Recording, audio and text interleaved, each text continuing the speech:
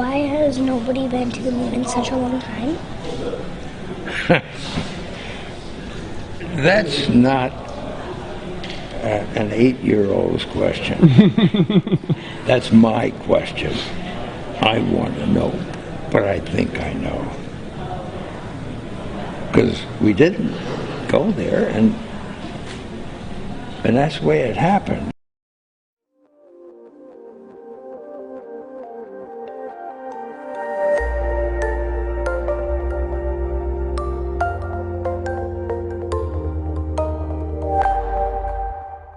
Hi everyone, and welcome to yet another controversial Better Mankind video.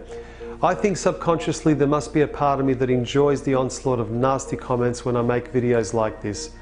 But the fact remains that there's way more evidence that supports the theory that we never went to the moon than there is to support that we ever did. Now, there are many reasons that prove we never went to the moon. To mention a few, you have the wavy flag in a zero atmosphere environment, the lack of any blast crater underneath the lunar module, or how about the absence of stars in space? The problem with any of these arguments is that NASA seems to have an explanation for every single one of them.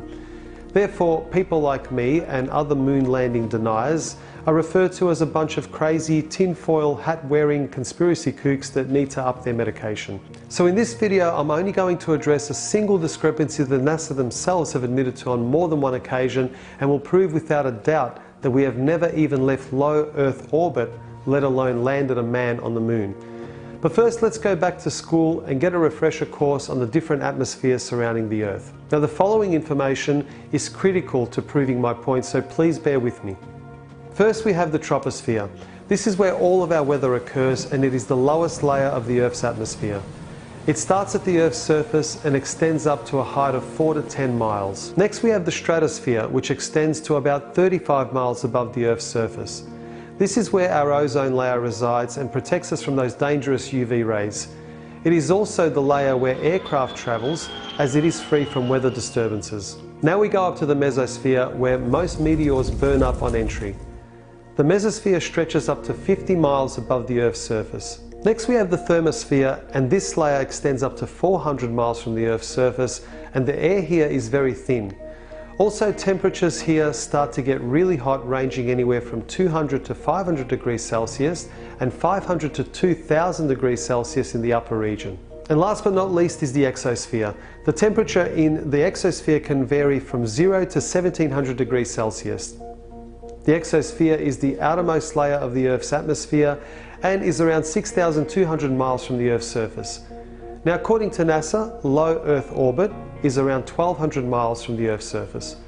So before I tell you the reasons why it is impossible for us to go beyond the exosphere, or for that matter even past the thermosphere, have a listen to what some NASA experts have to say about this topic.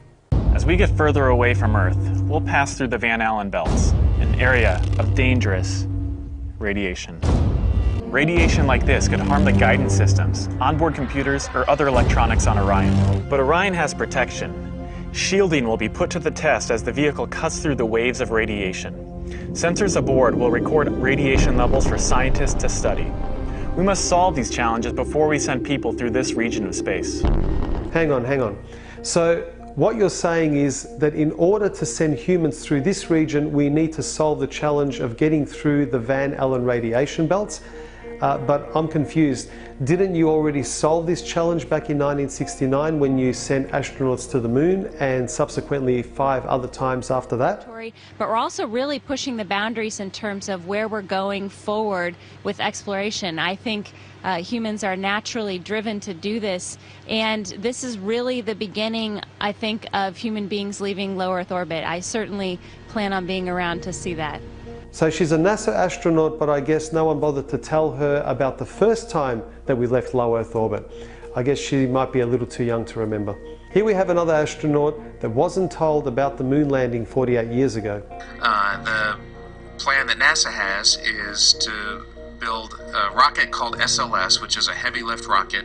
It's something that is much bigger than what we have today, and it will be able to launch the Orion capsule with humans on board, as well as landers or other components to destinations beyond Earth orbit. Right now, We only can fly in Earth orbit. That's the farthest that we can go. We only can fly in Earth orbit. That's the farthest that we can go. And this new system that we're building is going to allow us to go beyond and hopefully take humans into the solar system to explore. So the moon, Mars, asteroids, there's a lot of destinations that we could go to, and we're building these building block components in order to allow us to do that eventually. Once we travel beyond low Earth orbit, the crew will be exposed to larger amounts of radiation. So we have to design both the crew protection systems and our electronic systems to withstand this radiation. So that would mean that Neil Armstrong, Michael Collins and Buzz Aldrin were a tough bunch of SOBs able to withstand all that brutal radiation, considering these challenges are still yet to be solved. So how is it that we had the technology to achieve this amazing feat back in 1969, but we're still working on the technology in 2017, almost half a century later?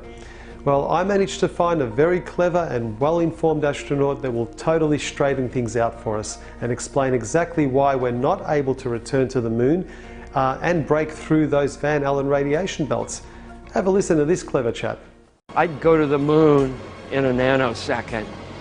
The problem is we don't have the technology to do that anymore. We used to, but we destroyed that technology, and it's a painful process to build it back again. This guy, oh boy. Here's a real-life example of what can happen to you when you're exposed to all of that outer space radiation. And if you're a child with aspirations of becoming an astronaut, being a very good liar might be a positive attribute to have on your resume. Now, just by showing you these admissions of guilt by NASA, I can easily end this video now, and I would have easily proven my point without a shadow of a doubt. But I'm sure that for some of you hardened skeptics out there, this damaging evidence is still not enough. So let's take this theory of mine to the next level. This here is the lunar module now proudly displayed at the National Air and Space Museum. According to NASA, the primary materials used to build the module were aluminium alloy, stainless steel, titanium, nickel steel alloy, heat-resistant glass. Now, if this is the case, we have a very serious discrepancy here. If you remember earlier when I went through the different atmospheres that surround the Earth, both the thermosphere and exosphere have temperatures ranging from 0 to 2000 degrees Celsius. So I decided to examine the melting points of the primary metals that were used to build the lunar module. First off, we have the aluminium alloy, which has a melting point of 463 degrees Celsius. Next we have stainless steel, which has a melting point of 1510 degrees Celsius. Then we also have nickel steel alloy, which melts at 1453 degrees Celsius, and of course the heat resistant glass for the windows, which has a melting point of 760 degrees Celsius. So this would mean that the lunar module, along with its occupants, would have disintegrated well before it even passed through the thermosphere, let alone surviving the Van Allen radiation belts in the exosphere. To protect the astronauts from the Van Allen radiation belts, the lunar module would have required 6 feet of lead shielding. But here's what they really had for protection. Obviously, the only shielding they had was the literally paper-thin outer hull of aluminum, and their suits consisting of glass fiber, some aluminum fibers, and silicon rubber. It's very interesting concerning radiation that the astronauts were protected by a thin film of aluminum, when here on Earth they put a lead shield on us when they take a dental x-ray.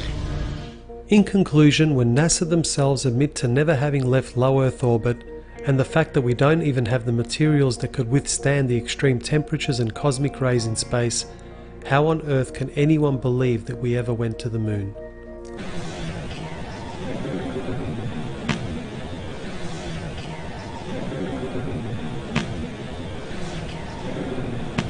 Why has nobody been to the moon in such a long time? That's not an 8-year-old's question. That's my question. I want to know, but I think I know. Because we didn't go there, and that's the way it happened. And if it didn't happen, it's nice to know why it didn't happen, so in the future, if we want to keep doing something, we need to know why something stopped in the past that we wanted to keep it going. because we didn't go there, and that's the way it happened. And if it didn't happen, it's nice to know why it didn't happen, so in the future, if we want to keep doing something, we need to know why something stopped in the past that we wanted to keep it going. That this nation should commit itself to achieving the goal before this decade is out of landing a man on the moon and returning him safely to the earth.